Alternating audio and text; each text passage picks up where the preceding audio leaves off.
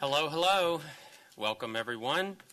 Today is Tuesday, July 9th. The time is 7:04. Welcome to the amendedly scheduled meeting. This takes the place of last July 4th's meeting, so we are glad that you showed up. Right now, we're going to be doing our invocation. Jason Shaw is going to lead us, and then if you'll remain standing for our pledges.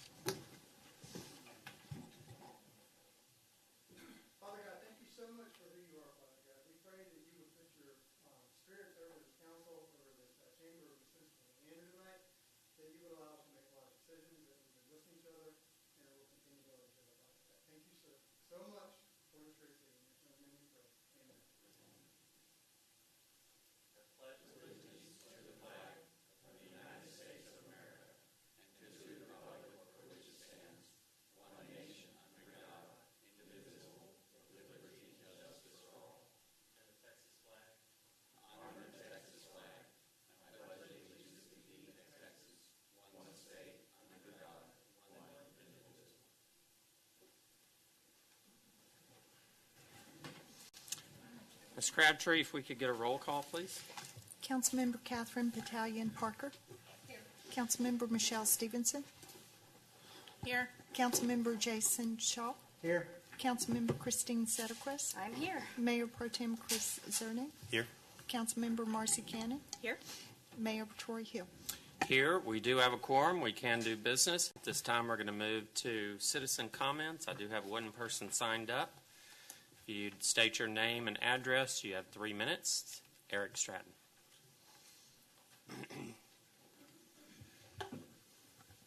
Hi, council members. My name is Eric Stratton. I live at 11405 Dog Leg Drive. Yes, go ahead and laugh. I'm in Austin. No, I don't live on a golf course. I am in Avery Ranch, 78717. I'm up here as the Williamson County representative for the Capital Metro Board of Directors.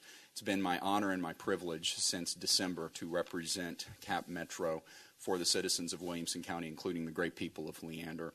I just wanted to take a quick minute and thank you for the opportunity to do so, and just let you all know that I am here as a resource. And I thank you and value the partnership that Leander has had with Cap Metro as part of the great things that we've been able to do together. I just wanted to let you know that we are very excited at Cap Metro.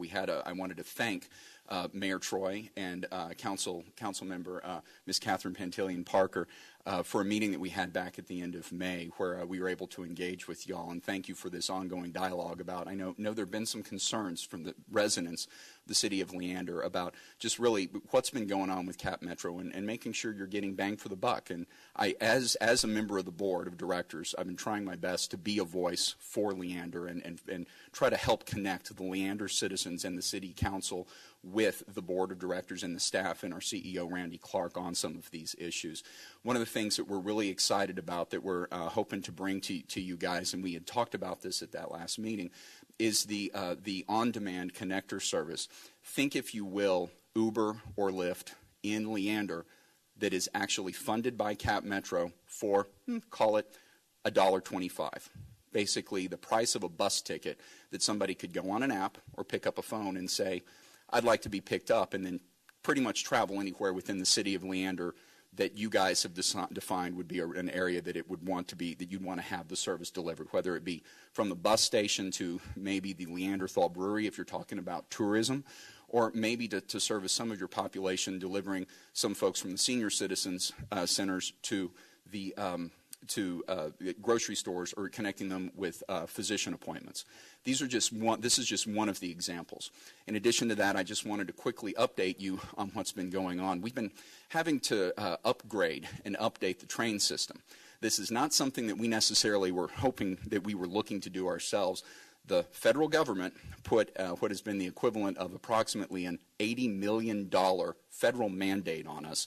A lot of that money we've had to pay for out of our own pocket, and in doing so, we're upgrading some safety upgrades to the system. In addition to that, we are also taking that time to do some expansions to the system that will allow us to get more people from Leander to Austin and Austin up to Leander faster, more efficiently, and more often.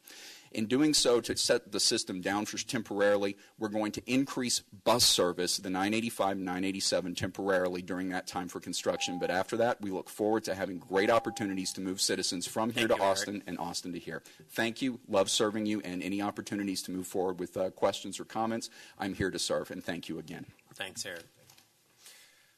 All right, at this time, we're going to move to staff reports. Mr. Pierce? Yes, sir. In your package, you'll find the monthly inspection reports. You'll find that our single-family permits in June increased by almost 7% over June 18, and the year-to-date for 19. Excuse me. Was I speaking loud enough? Has increased by 10.44%, almost 10.5%. Also note that the single-family permits this past month were a monthly high record for our permits. Also, ETJ permits are up 366%, which I realize is only 14 permits, but that's still a lot. And up to date, we've changed significantly. If there are any questions, I'll try to answer those. If not, I think Mark is going to handle the park bonds for Mayor and Council.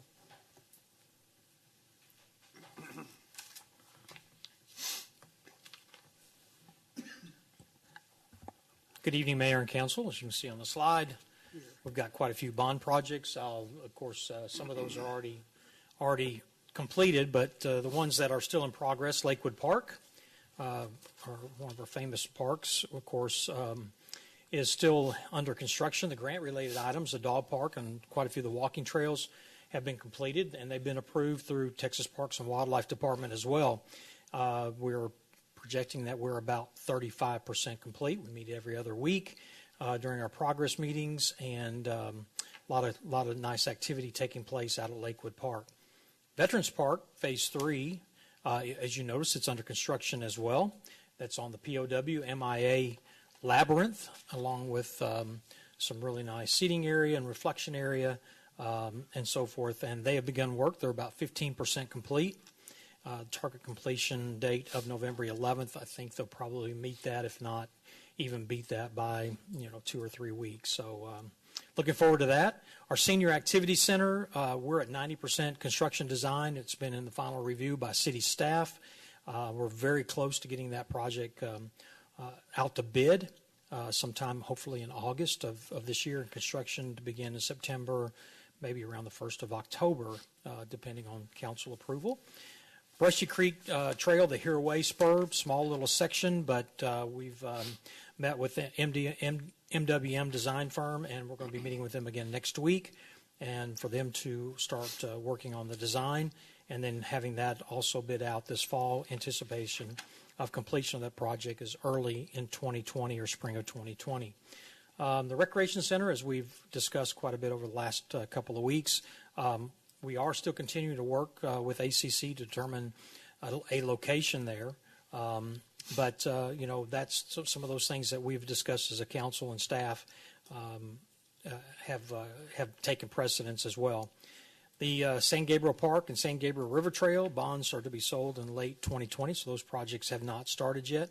And I don't know if Mason Creek is on there, but that project is 100% complete. We do have a few benches, trash cans, and dog waste stations that we'll be placing out ourselves through the Parks Department in the upcoming weeks, but it is open for use, and a lot of people are using it. A couple of other current projects, Benbrook Ranch Baseball Field. It's about 60% complete. You can go by there and see a lot of the construction of the dugouts, a lot of the concrete work. We're literally waiting on the outfield, the fencing around the ball field itself, the netting, and a few other little odds and ends, and we'll be ready to go for next spring. And then finally, the Robin Bledsoe Parking Lot Addition. Haney Consulting has finished their 90% design as well. It's under staff review, and hopefully we'll get that project also bid out in the next 30 to 60 days and begin construction later this fall. So we're on target with those projects. I had a quick question because Yes. I missed it. When is Lakewood opening?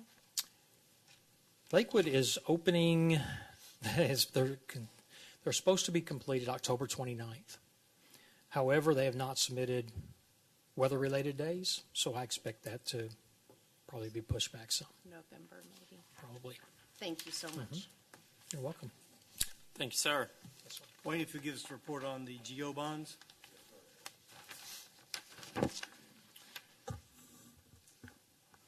There's 6 of these projects, so after each one of them, I'll go ahead and let you ask questions if you have any at that point in time, rather than wait until the end.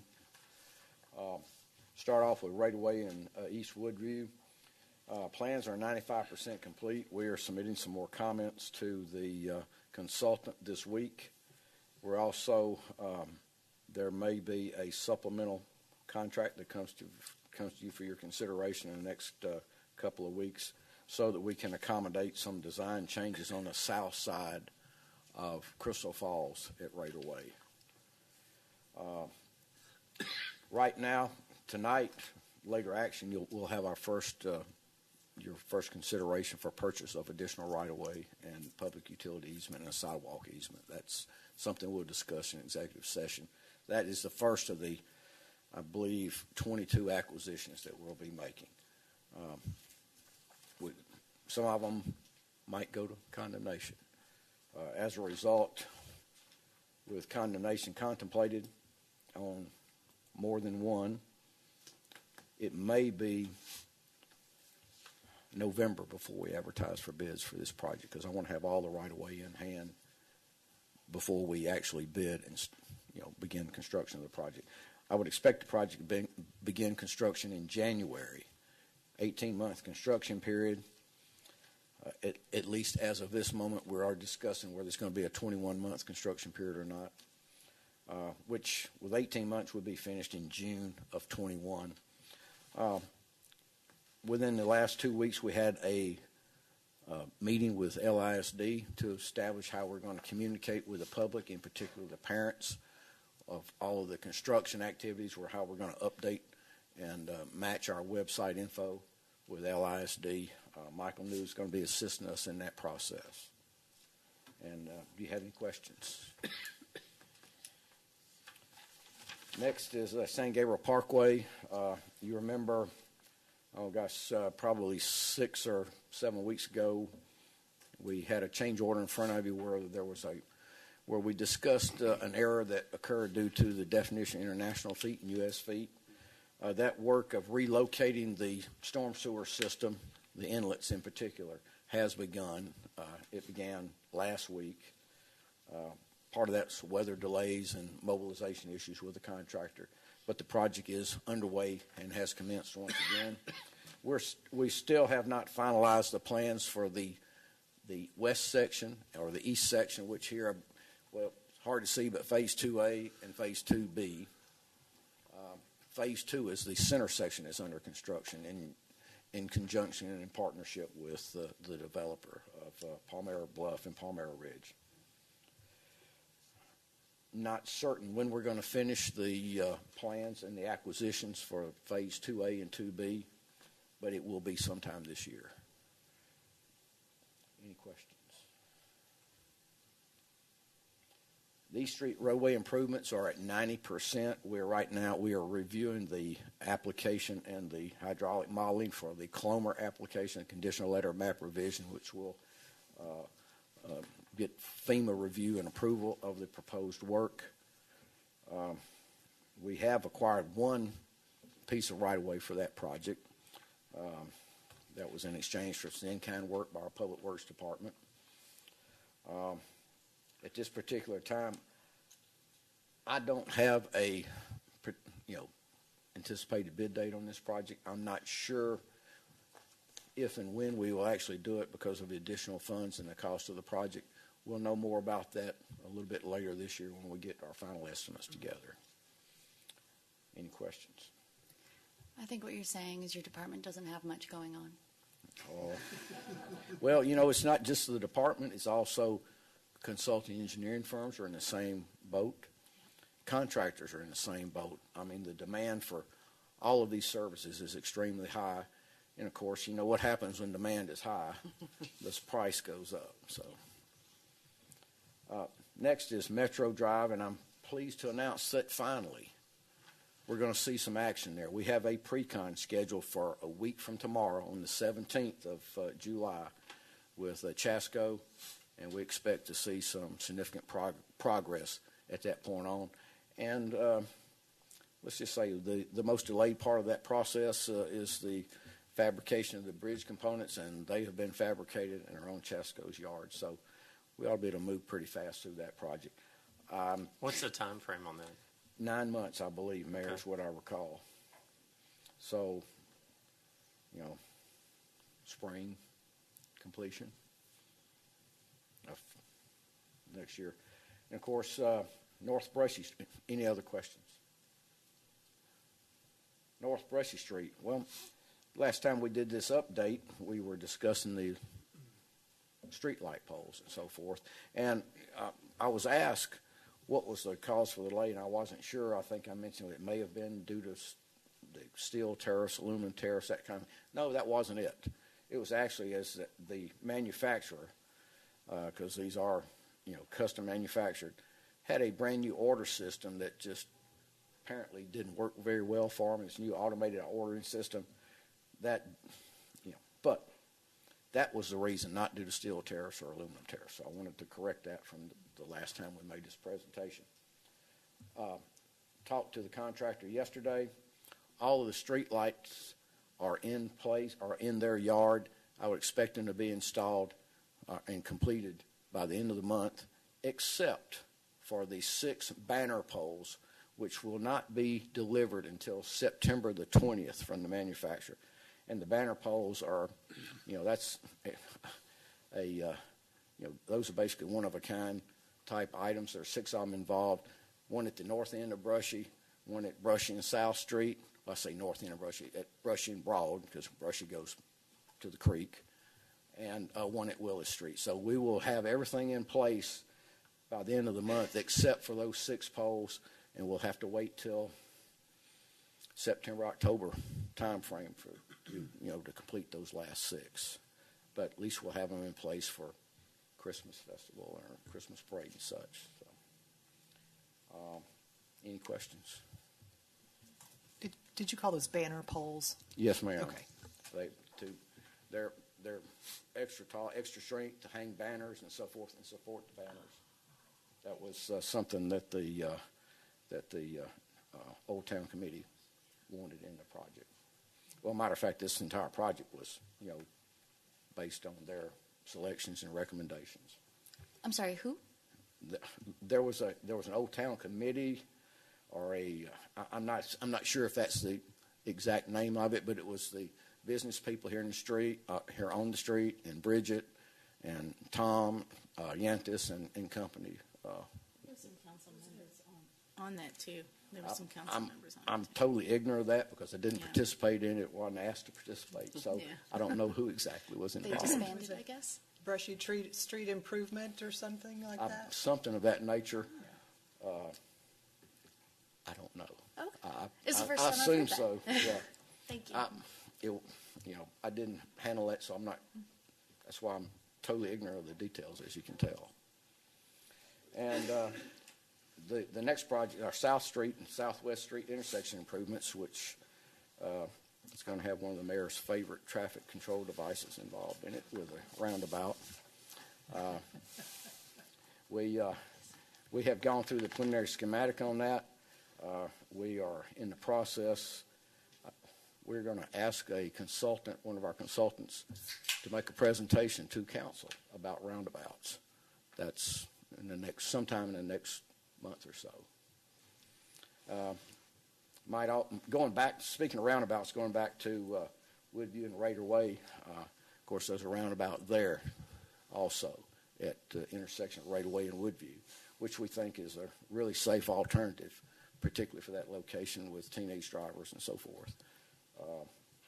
We're going to have little, videos and possibly, some dog and pony show training sessions with the kids. The consultant has done a lot of that in the past, and it helps people understand what to do. Now, we may not, I'm not sure that LISD is terribly thrilled about doing that, but there will be videos about roundabouts on their website and on our website. When you, Yes, ma'am. excuse me, when you said we'd get a presentation about roundabouts? Yes, When ma'am. is that? Yeah, about, just in general, talk about design concepts Oh. with roundabouts, how roundabouts work, the advantages and any disadvantages of roundabouts. You know, the big advantage of roundabouts is that you don't have T-bone collisions, which are Right. prone to have high injury rates and high fatality rates, which I guess, you know, we had one a couple of weeks ago at Hero Way. So Do we have any cost differentials? it's about the same as far as construction costs, because a traffic signal is going to be about $450,000 for that type of intersection. So you take a look. You've got a little bit more land involved in a roundabout. You've got a little bit more asphalt involved in a roundabout, but it's offset by the deletion of the traffic signal mast and control cabinets and such. Okay. I consider it a wash. Okay. The South Street and Southwest Street intersection, as I say, we've completed the schematic on that. Binkley Barfield is in their design process, and they're supposed to be complete in 90 days. Any questions?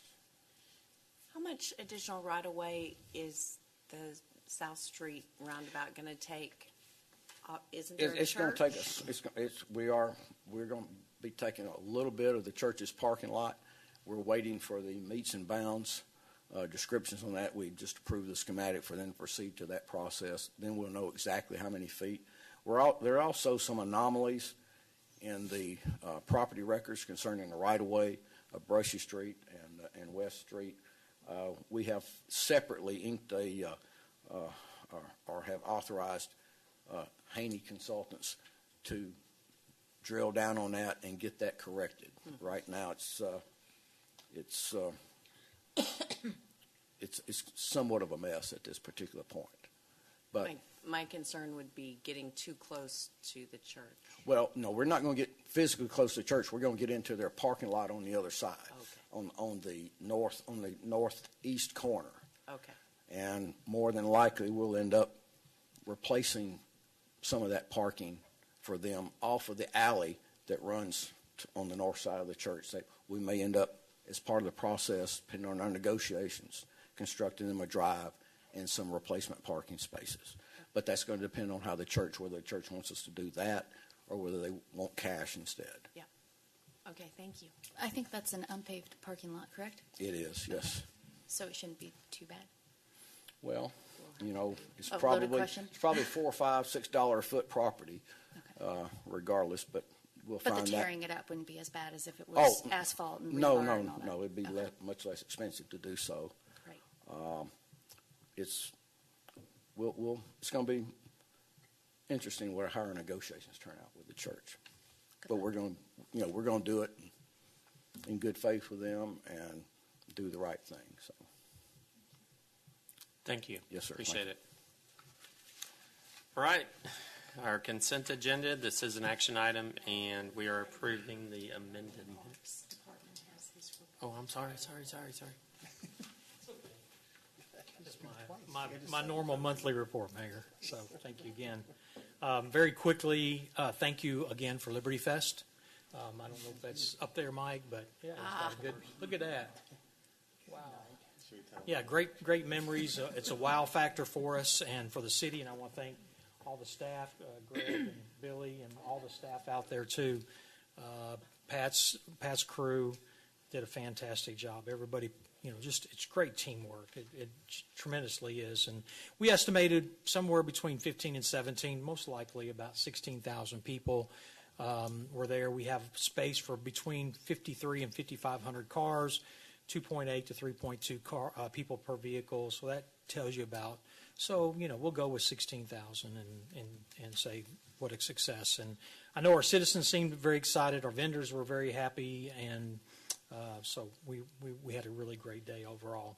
Some of the other things coming up, though, this month, we're extremely busy. If we can get to the next slide, but that's all right. I'll keep going. There we go. So Fall Little League Baseball is upon us. And last night, our final juniors team was put out of the sectionals. They won their District 11, which is really incredible. They did a great job throughout the season, but they were beat last night in the sectionals.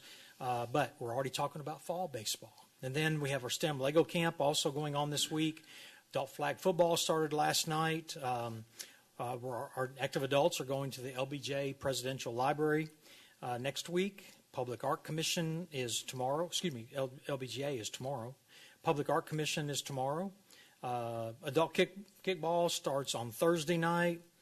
Then Saturday we have Mary Poppins Returns for the dive-in movie at our aquatics venue. And then next week we get into Parks Board meeting.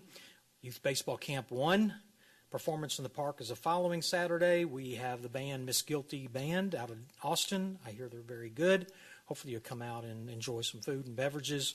And then the following week, Youth Baseball Camp, Camp Curiosity, which is the second part of that, which is art and creativity. And then the 24th, our active adults, they go to Leander Vodka and Cherry Creek Barbecue. So they're looking forward to that as well. And then we're right around the corner is youth basketball. So we start that registration on August 1st. I went into August, even though we meet on August 1st, I wanted the citizens to be aware that if they're listening and tuning in, that we have a youth pitcher and catcher baseball camp coming up the very first part of August, Jedi Engineering Camp, and then youth football camp as well. So lots of activities. We got even more into August before school starts, and that's right around the corner too. So we thank you and entertain any questions if you have any. Thank you. Appreciate Thank it. you. All right. Once again, we're back to our consent agenda. This is an action item. Note that the minutes do have an amended date. So, Motion to approve with the amended minutes. Second. all right. We have a first and second to approve. All in favor? All right. Passes unanimously. Number 19, discuss and consider action on the Williamson County San Gabriel Roadway Reimbursement Agreement and authorize the interim city manager to execute any and all necessary documents. Thank you, Mr. Mayor. This item and the next two all pertain to action taken by the TIRZ board at their June 24th meeting. This agreement is a reimbursement agreement to the Williamson County for their funds that they spent constructing a portion of San Gabriel Parkway many years ago. It has been on the board's project plan to reimburse at such time as the county presented a request for those funds, which they did at the June 24th meeting. The total amount to be reimbursed is $4.7 million. The way the agreement works is that the reimbursement agreements that have been already approved by the TIRZ board as of August 15th, I believe, of 2018, those 6 projects are called priority projects, and those developments will receive what is due them in their agreements. And then any funds remaining in the TIRZ after those 6 priority payments are satisfied, the county will receive 65% of that remainder, and the city's North Line agreement will receive the other 35%. So the county will be paid out of surplus revenues after those first 6 priority projects have been paid each year, until such time as the 4.7 is paid or the TIRZ life ends, whichever comes first. This agreement did pass the board unanimously 4-0. One member was absent. So it takes All right. city council action to ratify any TIRZ agreement. I have a question. Yes, ma'am. Now, who are those 6 priority agreements that come before the county and the Okay, city so, gets reimbursed? Don't put the clock on me. I don't want to time out. So RB 270 Partnership, Transit Village Investors, Crescent, St. David's, the Triangle, and the city has a Hero Way water line that was done in 2013.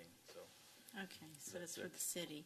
And I'm not sure if you have the information, I'm not sure if you were at the TIRZ meeting, but why was it structured that the tax revenues, 65% was going to go to the county and only 35% to the city for the North Line reimbursement? Was that originally agreed on, or was it 50-50? I thought it was supposed to be 50-50 to the county and the city. I don't recall the 50-50 being discussed. I was at the Yeah. meetings. Okay. So back up to this time last year, in August of 2018, the city presented its request for reimbursement on the City North Line project at that meeting last year. And Commissioner Long, during that discussion, said that the county has been waiting for years to be reimbursed for San Gabriel, and that they wanted to get their project, their reimbursement agreement approved. So the board discussed that, and a motion was made and approved that the county's agreement would come in place of the city's agreement. But at that time, there was no county agreement, so that left a lot of the language to be hammered out. And so between August of 2018 and June of 2019, well, there's actually a meeting, I forget if it was in March or April of 19, I can't remember, where they discussed the 65-35 split. So between August and this spring, the board discussed how to divvy up those revenues. So to my knowledge, there was never an agreement that it was 50-50. There might have been Okay. a hope. Okay, but, I hope for that.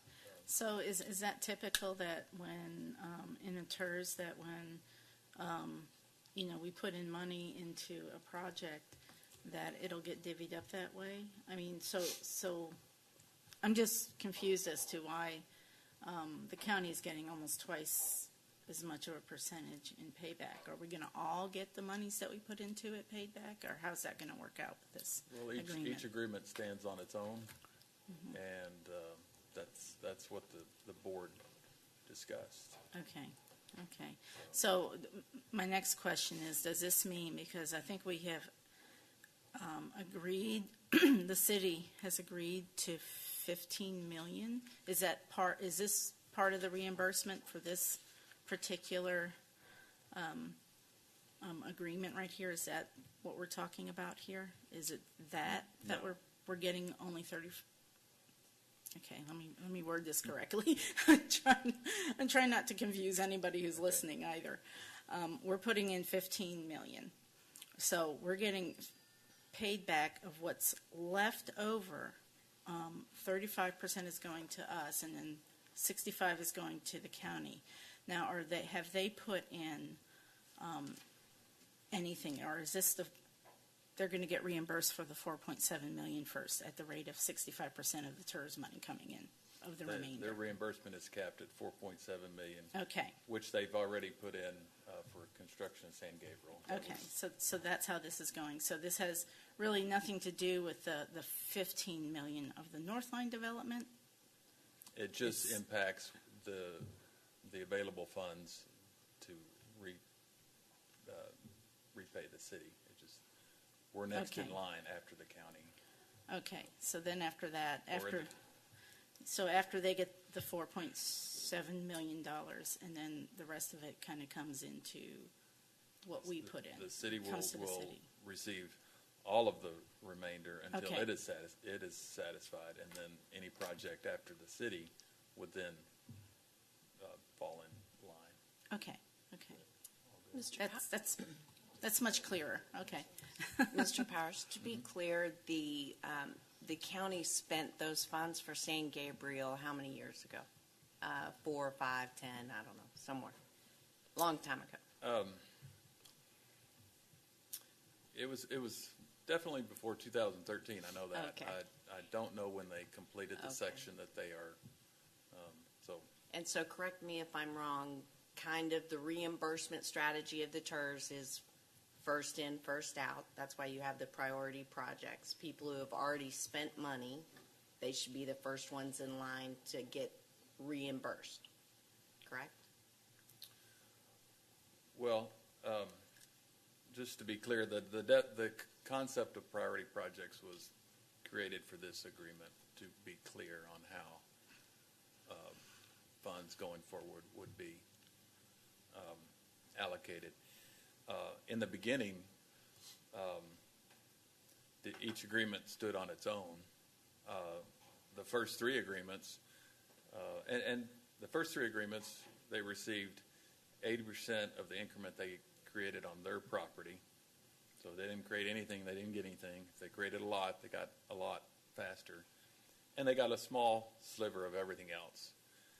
After those first agreements, it was obvious that you couldn't give everybody a slice of the pie, or you'd run out of pie.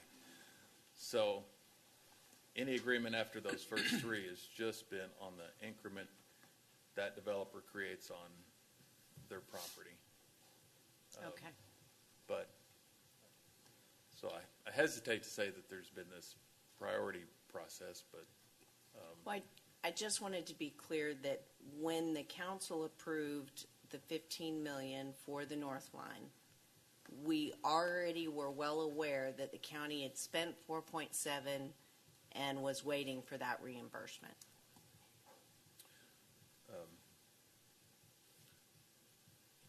We were,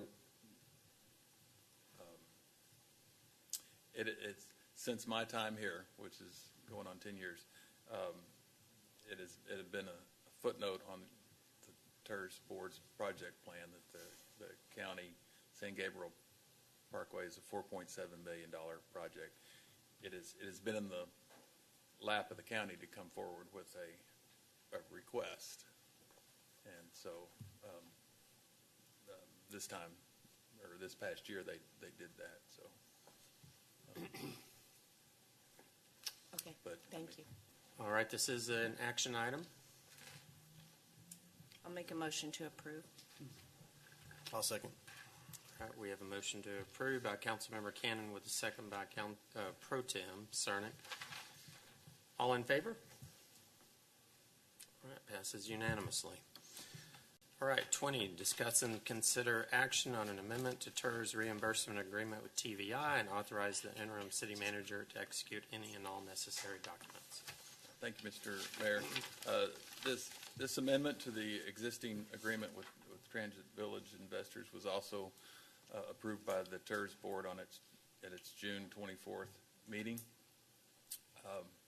This amendment did not change any of the substantive points of the reimbursement agreement, but what it did is it clarified a section in the original agreement from 2011 to clarify that there was concern raised that the definition of applicable regulations in the original 2011 agreement created a potential conflict with what actually got built. The developer built the standard apartments in the TIRZ. So this language clarifies that, revised the definition of what applicable regulations are to include some agreements and zoning changes that have happened on that project over the years that the city has reviewed and approved, just so that no one could raise a question that the development was out of compliance with the 2011 agreement and thereby jeopardize its reimbursement. So I'm more than happy to defer to Paige on any more of the technical side of that, but this is I hate to use the word housekeeping because it's more important than that, but it clears up language that could be construed to put their reimbursement in jeopardy going forward. We wanted to make sure that didn't happen. It's protecting the investor. Yes, ma'am. Okay, I make a motion to approve. I'll second. All right, we have a motion and a second. All in favor? Passes unanimously. All right, discuss and consider action on the TIRZ Reimbursement Agreement to the Triangle, amend the effective date, and authorize the interim city manager to execute any and all necessary documents. Thank you, Mr. Mayor. This agreement is actually the easier one of all three. It just clarifies that this agreement that was approved at the August 2018 TIRZ meeting is one of the 6 priority projects. It was fully understood at the time. There's just a kind of a technicality of how the document was drafted and created a technical effective date after that meeting. So this just fixes that to make sure that, for the record, that it is one of the 6 priority projects that come before the county's San Gabriel project and the city's Northline project. Motion to approve. I'll second. All right, we have a motion and a second. All in favor? Passes unanimously. Thank you, Mr. Powers. All right, discuss and consider scheduling a budget workshop at 5 p.m. prior to the regular city council meeting on July 18, 2019, and canceling the briefing session for the July 18th meeting. This is for a time that we can discuss the budget. We will also have it on the agenda, and then there will be follow-up meetings if necessary, one-on-ones with council members. I'm not entirely comfortable asking our new council members to leave their TML training early to do this.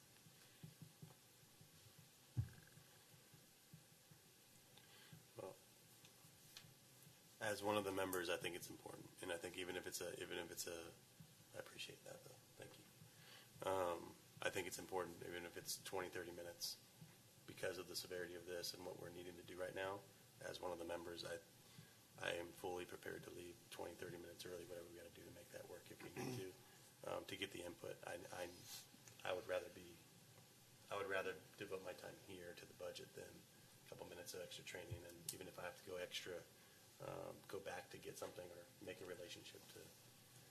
What training will you be missing for your itinerary? For the last 30 minutes of the training? I have no idea. Mine finished early. Has to do with media, Dealing with media. With open meetings? We've had a crash course in that. So. Dealing with media. Wilbur's. How to address the media is the last item, but when I went to my training, it ended early anyway. You went to the new leader training? Not this year. Oh. Last year. All right, can I get a motion? A motion to approve. Second. All right, we have a motion and a second. All in favor? All opposed? All right, passes 6-1. All right.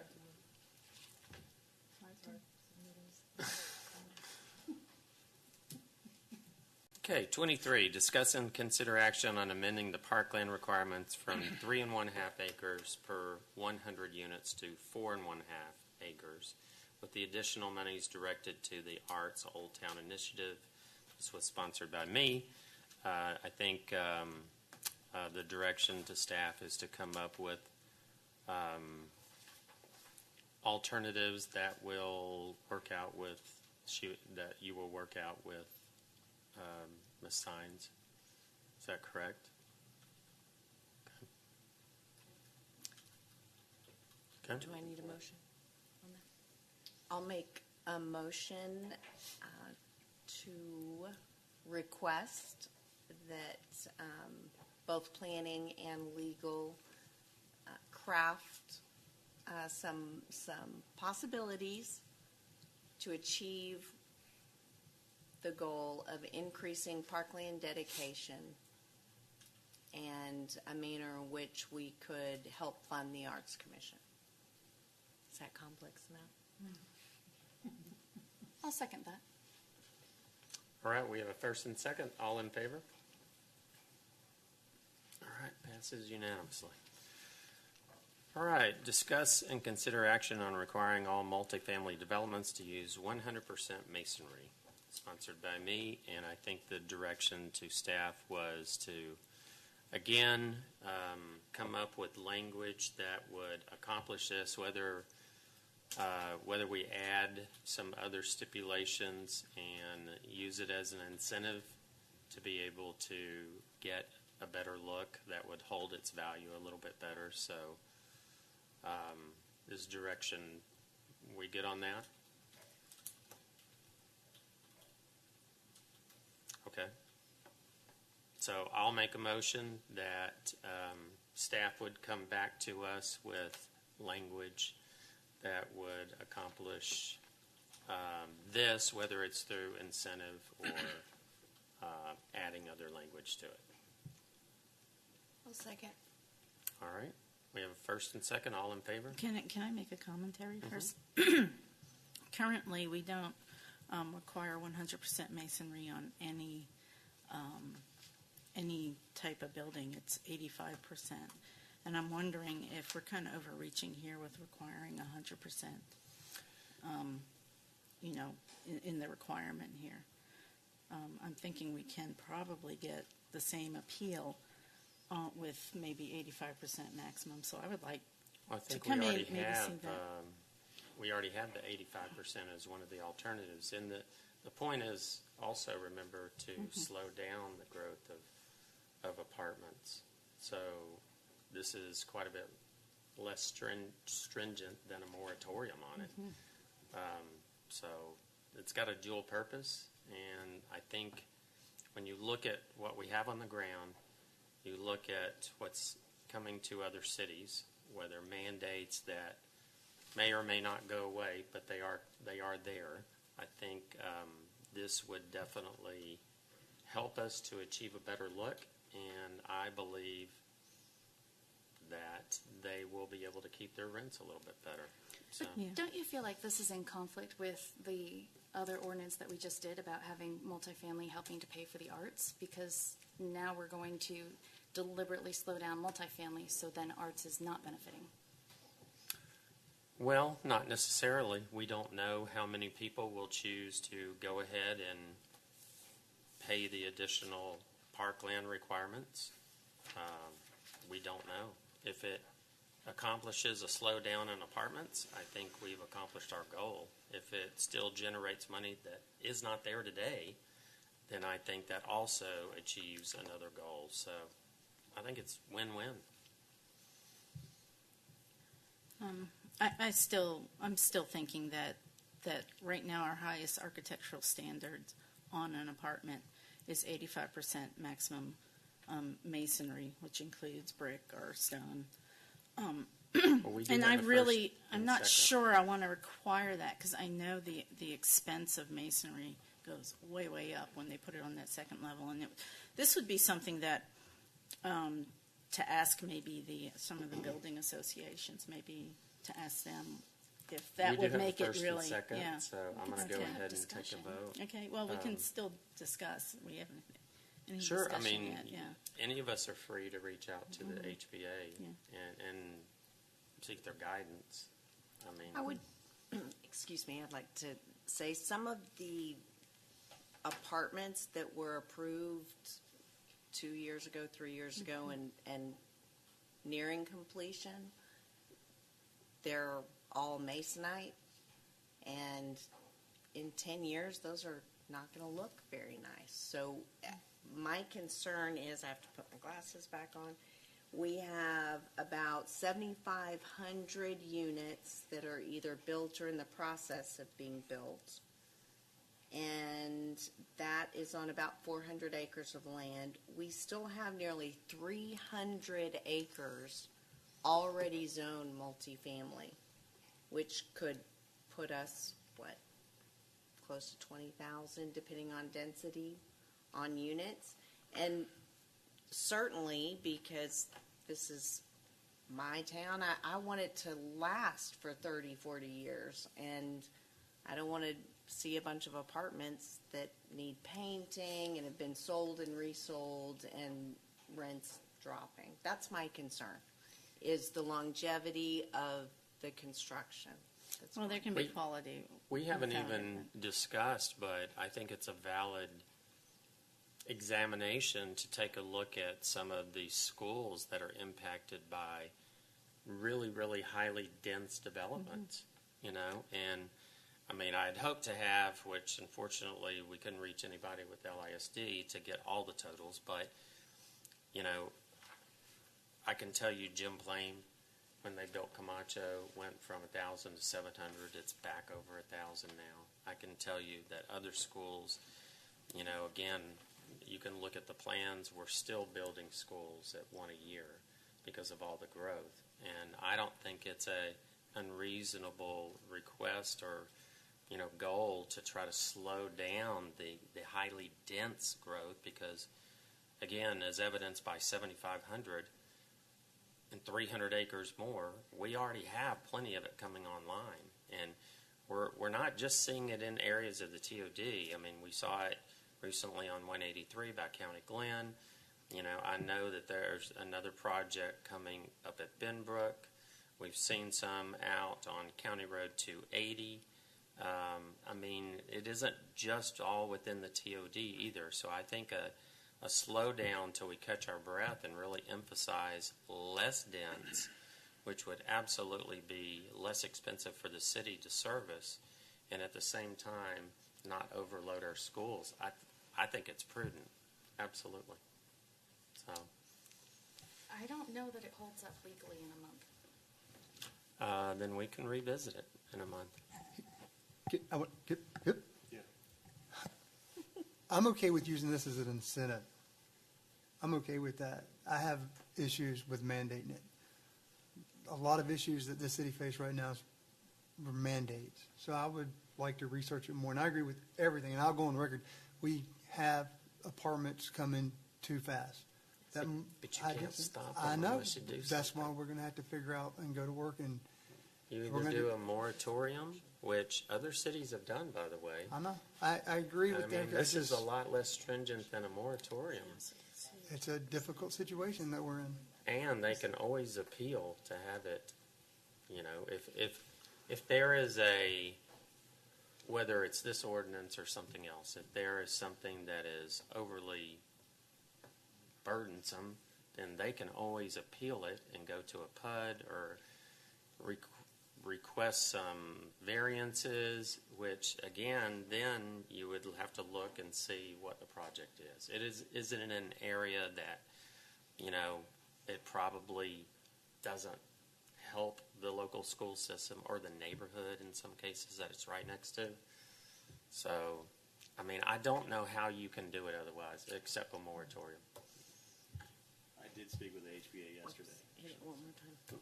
I did speak with the HBA yesterday too, and even though they don't necessarily deal a ton with like the apartments, indirectly there is apartment associations that do that as well. They did recognize that there are instances where there's an overgrowth of apartments and how that could be bad for a city as well too, which was all our big concern. I'm majorly against imposing ordinances, and I mean that was the whole reason I'm here, right? Was because of some of those things and I believe unrealistic expectations or extra things put on somebody. But even more so than that, I'm worried about how many apartment units we're putting down right now and what that's doing, and I have personal experience in that too. So we got to find a way. You know, I'll also tell you, if you look at the developments, and we heard some of it along about talking about Reagan and how many developments that have changed from commercial, or it was quote unquote going to be commercial, and then it flipped to residential, and in a lot of cases it's multifamily, and it's got one little bitty retail component. And how many projects do people bring you where they're doing all this multifamily and doing just a little bit of office and a little bit of commercial retail, so that we get excited about the office and retail and we ignore the fact there's 700 units of apartments to go with it. And it's like it's what every single developer is using right now to get their project approved. So if you do this, then they have to go back and say, okay, it doesn't make sense to do apartments on it. Let's just make a commercial development. I believe that could be a result. Absolutely. When you were talking with the HBA, is this a normal practice? Is this a tool that cities use, or they didn't get into it? Or? We didn't get into it. Yeah. Many cities, when they reach the tipping point, they put a moratorium Correct. on apartments. So we don't want to do that, but we want What can I do? I think Cedar Park had a moratorium Yes. till Yeah, just recently when they started really redevelopment. right. But my concern has always been, quality. I don't like regulations. Everyone knows that, but I just want to ensure that we're building a beautiful, sustainable, long-lasting city. So we could do some research on what other cities have done and what we can do legally, and maybe bring that back and show council. There's a motion to direct staff to create language to provide incentives, to provide 100% masonry, and bring back an ordinance discussion. Are we good with that? Is that right? Okay. All right.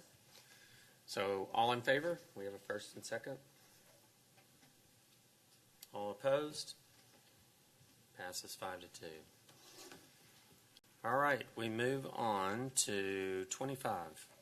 Discuss and consider action on creating and establishing an Old Town Committee and ratifying Mayor Mine appointments to the committee. Again, we talked in the packet meeting about what this committee looked like. It is an ad hoc committee.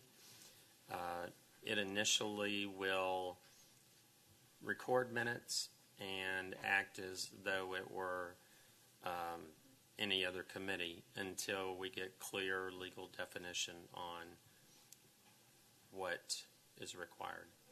But initially, we will take minutes and post meeting dates. And I'm asking to appoint the following people: Bridget Brandt, myself, Tina Malash, Jennifer Jones, Angel Maxwell, and Catherine Parker.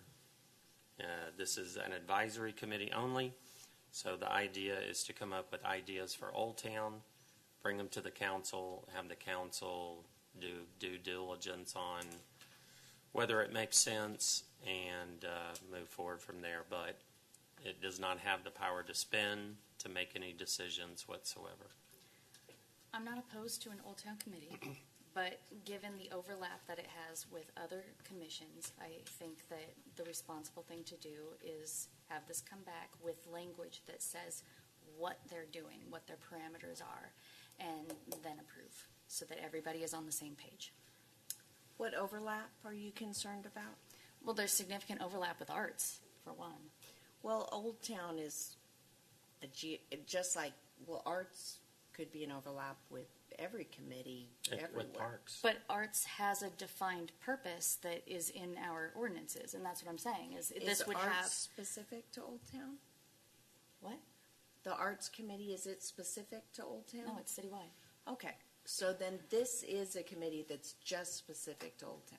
It's But- no different than one committee could have some issues about parks, or the economic development could be talking about a stadium and it goes over parks. I mean, I think committees kind of cross in some areas quite a bit. But committees typically have their own ordinance that outlines what they do, and I don't understand why there's any pushback to just have it in writing of what we're approving and not just who we're approving. I think that's a very simple ask. So it would be just putting in writing the duties of the committee. And it would also be nice, because it seems like we're heading down this road where there's all these committees, discussing things about city work and not necessarily posting their meetings, at least, for other people to maybe even council members to attend and see what's going on there. And I would respectfully ask that be done. Okay, would you feel comfortable if I had this done by the 18th. We good? Yeah, if this came back to us and just it has on there what they're doing, I think it's fine. Okay. All right. So We'll clarify the language. can I We'll bring it ask back. what exactly do you mean by what they're doing? Because I don't think since the committee doesn't exist, the committee doesn't know what they're going to do. They're going to determine what they're going to do. I would imagine that the person creating the committee has an idea already. Well, I think the goal I think was it's to broad ways by to its improve definition. Old Town, and that if we're told how to do that, that we don't need a committee. We just need to vote on what we're Oh, doing. no, it wouldn't be that. It would just be maybe where it's going to, if it's just Old Town, just that we are a little phrase about what you're going to do. Right. I think if you can't identify what your purpose is for being there, then having a committee at all is premature. Every committee should at least have a purpose to exist. Okay, well, we can put it in language. I mean, it's kind of Isn't the purpose to improve Old The purpose Town? to improve Old Town. Well, I mean, like, are you going to also consider fundraising for it? I mean, what's going to be all a part of it? I think it would be discussed. Yeah, okay. I think you Well, leave it to I'll the bring it back. creative minds. I'll bring it back on the 18th. We'll clarify the language a little bit. It is to improve Old Town, and so we can list out to improve Old Town and bring it back. And the committee, because it does not have the power to spend, does not have these other powers. It's about bringing things to the council, which is again we're enlisting people to do it. It's a little bit troubling that anytime everybody can't put their own fingers or what private people are doing, they have a problem with it. But I'm getting tired of that mischaracterization just because we want to know what the parameters are. Where does this conflict with arts? Where does it conflict with citizens advisory? Where does it conflict with economic development? Well, that's why it needs to be spelled out, because otherwise they can just do whatever they want. You have all these frustrated commissioners who have no idea what they're doing. I'm not asking that much. And to categorize it as you're putting your finger on things, no, I want something very simple. I would like to make a motion to bring this back at the July 18th meeting with a little better description and of what Old Town area is and the general goal of this committee. And I would hopefully, okay, you make that motion. I'm going to wait and see if anybody seconds that. Because I would like I'll to. second.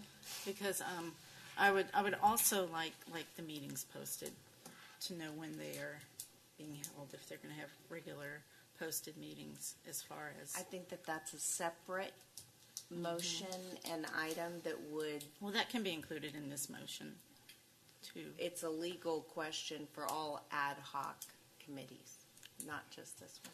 well, I did say earlier that I would be willing, until we get clarification, that I would be willing to act as if it's a regular committee. It's not, but we have no power of the purse or to make decisions. But we'll post the meetings. We'll take notes. Yeah, we just have to make sure it says Old Town Committee, not Secret Society of Old Town.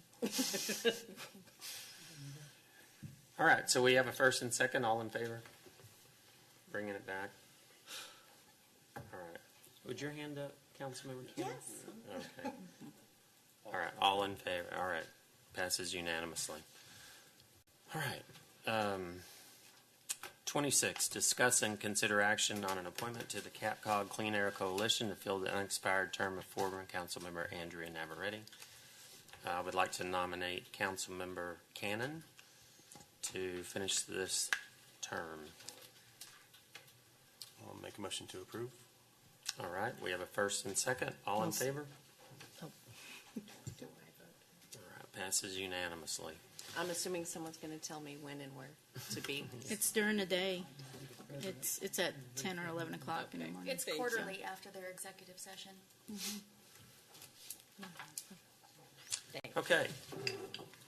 The time is 8:06. We are going to convene into executive session pursuant to Section 551071 Texas Government Code and Section 1.05 Texas Disciplinary Rules of Professional Conduct to consult with legal counsel regarding 1, Capital Metropolitan Transportation Authority, and 2, the prior city manager separation from the city and employment agreement, and B, pursuant to Section 551072, Section 551087, Texas Government Code, and Section 551071, Texas Government Code regarding the deliberation of real property purchase relating to the Roadway project, and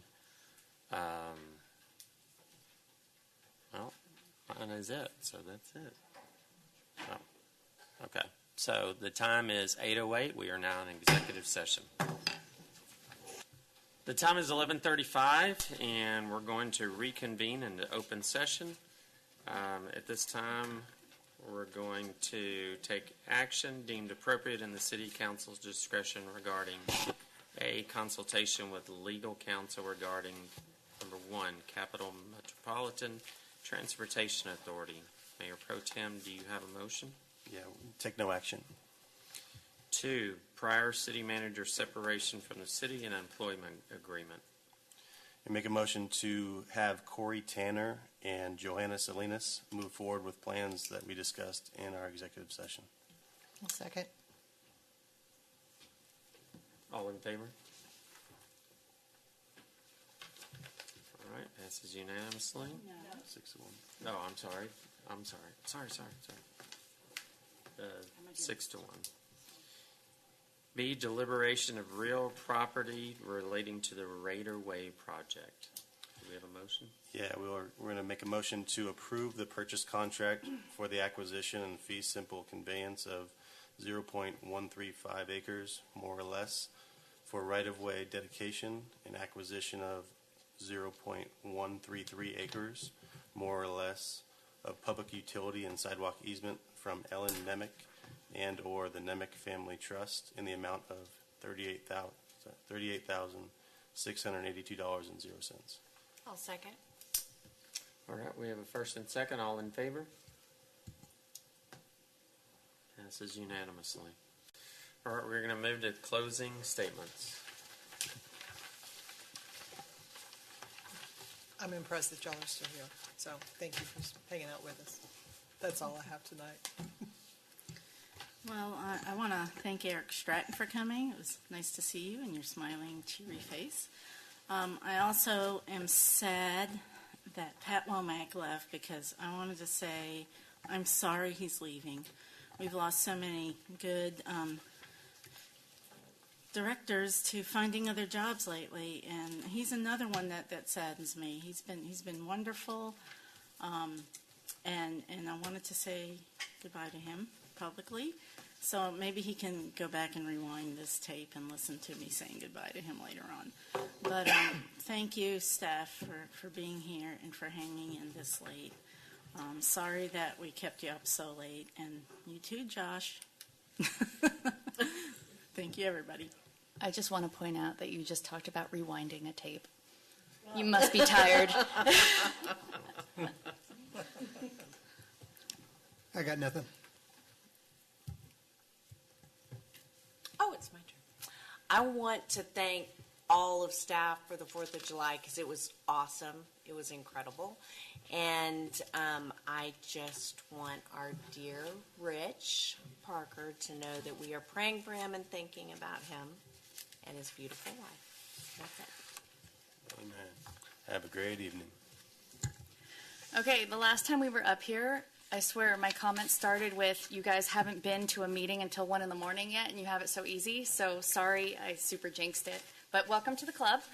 I just wanted to say that frequently we hear a lot of the complaints, and even from up here, you know, we tend to talk about how this could be better or that could be better. And I just hope that everybody out there take some time every once in a while, maybe this week, and just step outside and feel the sunshine and realize how lucky we are to be alive in Leander, Texas right now, and just how great we have it, that, you know, our complaints really overall are minor things, and just enjoy it. It's a good time to be here. Thanks. Good night, everyone. If I could get a motion to adjourn. Move to adjourn. All right, thank you. The time is 11:40.